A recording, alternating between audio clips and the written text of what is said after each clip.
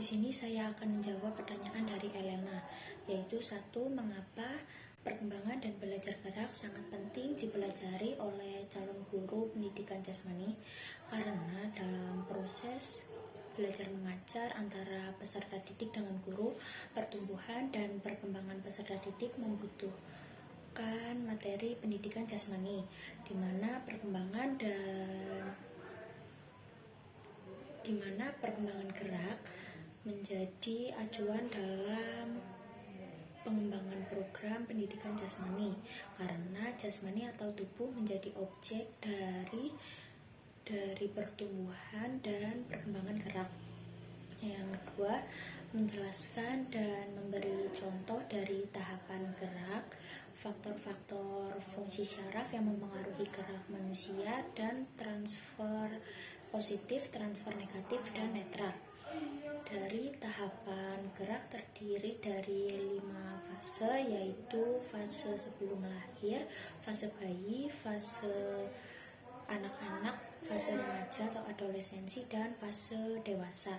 Fase bayi adalah fase perkembangan mulai dari dilahirkan sampai berumur 1 atau 2 tahun.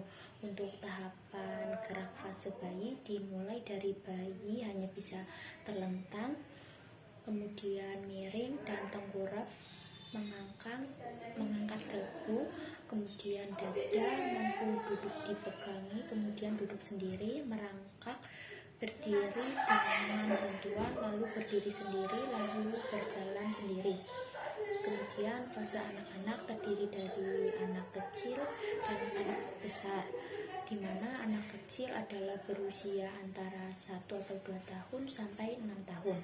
Kemudian anak besar berusia antara 6 tahun sampai 12 tahun. Untuk tahapan gerak fase anak-anak dimulai dari berlari, mendaki, bersepeda, melempar, dan menangkap. Kemudian faktor-faktor syaraf yang mempengaruhi gerak manusia adalah 1. Hormon pertumbuhan, yaitu mempengaruhi pertumbuhan pada masa anak-anak dan adolescensi. Yang kedua adalah hormon tiroid, berpengaruh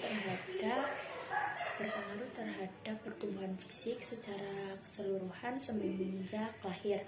Yang ketiga adalah hormon gonadal, berpengaruh terhadap pertumbuhan dan kematangan seksual khususnya selama masa adolescensi.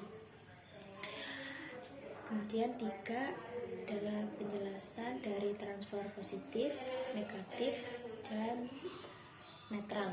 Pertama, transfer positif adalah transfer yang bersifat menguntungkan. Contohnya adalah pengalaman bermain tenis meja dapat berpengaruh dalam belajar tenis.